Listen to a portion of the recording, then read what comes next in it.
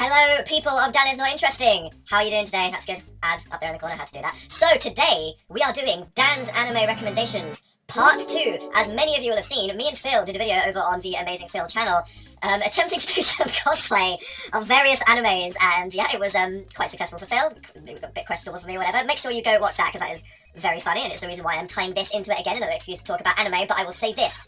I'm about to talk about anime. I made an anime recommendations video before where I listed a lot. If you didn't see that, you should go watch that first, because I explain stuff, because now that we're over the introduction to anime and the beginner stuff, we can go deep. I just realised I can totally see myself in, not even just my head, I can see myself in this. Hello, that's incredibly distracting. So as I'm sure many of you know, Crunchyroll, the anime website, sponsored the American Tatanoff, insert picture of us in front of a giant anime truck. I'll never not love that. So, we have got the free trials again, so if you want to watch some free anime, go to crunchyroll.com/Dan, and then you can stream all the HD anime on all the different devices that your heart wants. And that is for Crunchyroll Premium, as usually you can just watch things free with ads. So today I'm going to talk about the animes that I've watched since the last video, which was just in April, and I didn't think I'd have that much to talk about, and then I looked at this and I was like, well, I watch a lot of anime, I really need to get a life. The first one I'm talking about today is called Food Wars, aka Shokugeki no Soma. This is an anime about some kids in a high school club, kind of, you could say. It is a cooking school anime following the story of this guy, Yukihiro Soma, that is from a downtown diner for the common people that goes to an elite culinary school full of stuck-up jerks. But the tone of it is extremely funny. It's quite satirical, because when people eat a piece of delicious food, they have this weird Pokemon Sailor Moon transformation moment where all of their clothes explode off their bodies and they're like, this is so delicious. And when you watch the first episode, you'll be like, what the hell am I watching? This is disturbing. But when you realise it's kind of a joke and that's the point, it's hilarious. So it's a good anime for just liking comedy and good characters, but the best thing about the show is the food, okay? If you care about food, if you're into food, just watching all the fake food that they make in this anime will make your mouth water. You'll just be dribbling the whole time, and it's incredible. The second season of it just came out. Phil, I finished watching the whole thing, and it's just, amazing. So, yeah. Nudity, food, and angst. What more do you want from an anime? That's Food Wars. Next up in the angst department, we have Haikyuu is back with the next season. Now, I love this. This is the volleyball squad one. Just, people playing volleyball. I love this. It's my life. Phil's getting a bit less keen in it, because a thing with sports anime, instead of it being about angst and character development and drama, it just turns into sport games relentlessly and again, like Chihaya Furu Season 2, which we hated. Some of you might not like it as much as others, but I still think it's good. So a new show that's come out is called Yuri on Ice, which a lot of people are talking about. You might be thinking, Yuri, this character, why is he on ice? What it's about? Well, I'll pitch it to you in 3 words. Are you ready? Homoerotic ice skating. Yuri on Ice, there we go, I don't think I need to say anymore. Now, something me and Phil started, but didn't really get the chance to finish, because it's got 1 million episodes, is Hunter x Hunter. This is another incredibly popular anime about adventuring around the world. One of my friends loved this so much, he has a giant tattoo of the characters down his entire arm, so I recommend that. If you've got 1 million hours to just spend getting into a new universe, you'll need the time. One that a lot of people really liked, that's new, is called ReZero, and it's about this guy, character, who one day wakes up in a fantasy universe, like a video game, and every time he dies, he gets reborn and starts the day again, and he has to work out why he's in this fantasy universe, why has he got this mystical power, blah blah blah. A lot of people like this. It's got some maids in it. Whatever, maybe that does that for you. Me and Phil, we watched 7 episodes and then decided it was a bit crap and stopped watching it. Whoa! A lot of people are going to drag us for that, but I just feel like if you can't just dump something in a fantasy universe that's really generic. I need original creativity. It just wasn't there for me, but maybe it will be for you. I'm sure all the people in there that liked Black Butler will probably love this. If all of this cutesy, teeny, angsty stuff is making you go, no, I want some good animation, I want quality art, I want something a bit more grown up, I can recommend the new show, Mob Psycho 100. Really unique animation style. It's freaking crazy. It's about a guy that is an exorcist that is working with a fake psychic who people hire thinking that he's going to scam them, but then this kid is actually an exorcist and he exorcises demons from places and they go on adventures together. But it's crazy. I recommend you watch it if you want something a bit cooler and different, but maybe don't watch too many episodes at once or it'll melt your brain.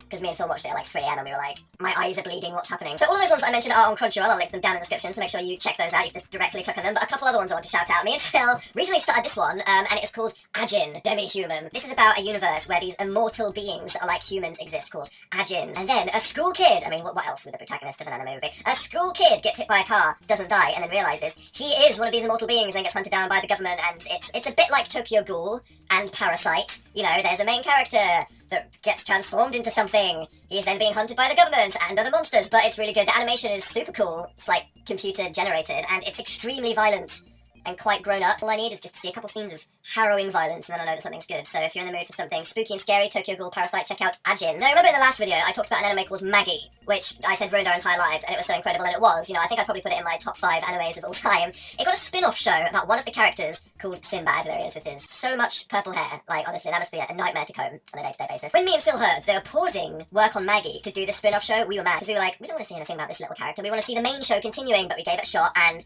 honestly, after 3 episodes, we were like, fuck the main show. Honestly, we don't even care. Give us more Sinbad, because this is going back in time and following the teen adventures. Just Japan, all they care about is teen adventures of this guy called Sinbad, and it's incredible. So if you like Maggie and you have something else to watch, or you just like hot guys with purple hair, check out The Sinbad. One that me and Phil watched on our gap between the Australian and American tours this year was Death Parade. A lot of people, a lot of you, every day were like, watch Death Parade or I'm gonna punch you. And it's pretty incredible. Phil thinks that this is one of his top 5 of all time, so there you go. Philly stamp of approval. And what Death Parade is about is that when you die, if you die at the same time as somebody, your souls get sent to a location where these spirits decide whether you're going to heaven or hell, and they make you play a game to bring out the best and worst of your humanity to decide whether you're going to heaven and hell. So, you know, it's a bit like Saw, but not, you know, as horrible. So you've got this, like, classy bar with this guy and this girl, and they do things like, hey, play a game of darts, where every thing you hit breaks an organ inside somebody's body, and then people have to do, like, horrible moral decisions, and it's just really cool and stylish and very dramatic. So I think a lot of you would really like Death Parade. So we've had high school clubs, we've had big adventures, we've had scary violence. I bet a lot of you are thinking, where's the pleasantness? I just need that slice of life. I just need the calm, peaceful thing to help me relax after a harrowing day of being alive. Fruits Basket. This is the purest show I have ever... It's so innocent and sweet. We need to protect it. It's the story of this girl who is sleeping in a tent because her mum died. And then she one day discovers this weird family living in the woods from one of the pretty boys that goes to the school and stumbles across the secret that all the people in their family transform into the animals from the zodiac whenever they get touched by a member of the opposite sex. Whoa, zany plot twist. And the reason this show is good, it's not about the comedy of what happens when all of these guys turn into animals. It's about the sweetness of this girl character who, despite having gone through so many traumatizing things, all she wants to do is help people and be nice to people and to get to know people and then try to help them and make them happy by working out what makes them tick. And honestly, she will be your role model in life. You'll watch this and you'll think, this is so pure and innocent. This girl sees the best in everybody. She just wants to get to know people and make them happy. If everybody was her, the world would be a better place. And it is just so sweet. You'll cry. You'll just be doing like little tender smiles as you hold a soft fabric of some kind. Fruits Basket. An honourable mention today is going to go to the Free Movie, which so many people have been telling us to watch. Yeah, this is the anime about the swimming club that started off kind of stupid in the second season. It got kind of actually surprisingly good and deep and, you know, talking about what you want to do with your life, and I liked it. And then this movie came out, which was going into the younger middle school years, and it's kind of stupid. It's basically filling in this angsty gap between when one of these guys' best friend moved to Australia and gave him a bunch of emotional issues, and then when they go to high school, and then the anime starts with them all joining a swim club together. And it's basically a bunch of people arguing about why they don't like swimming and whether they're not going to swim in a medley together. Except all the drama is like, it's just so stupid, I swear to God. If you like 14-year-old swimming, maybe there'll be something in it for you. And finally, this isn't technically an anime, but Phil was like, you have to talk about this. I was like, I agree, we have to talk about it.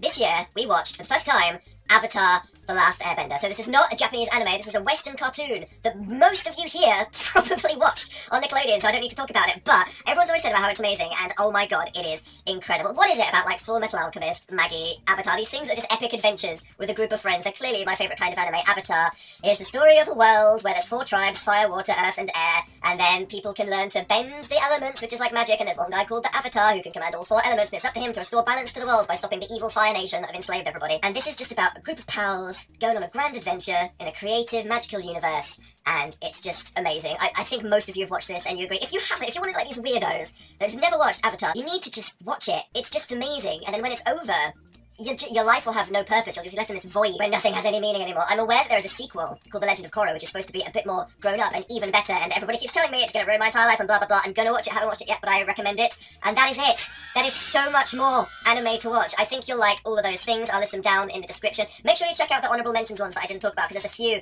like Butler, which I'm sure lots of you like, which is kind of terrible, and Solito, which is, you know, really good, and Jai-Thru, which is kind of okay, and Madoka Magico, which is like really incredible, whatever. Check out the list, crunchyroll.com/damn. Check out the cosplaying video if you want to see an emotional roller coaster of us, and I'll see you next time on the side channel. Hope it wasn't too dusty when you click this video in the subscription box. Remember the password for another week, and I'll see you next time. Bye, you interesting bunch. No, I'm not going to come up with names for this, whatever.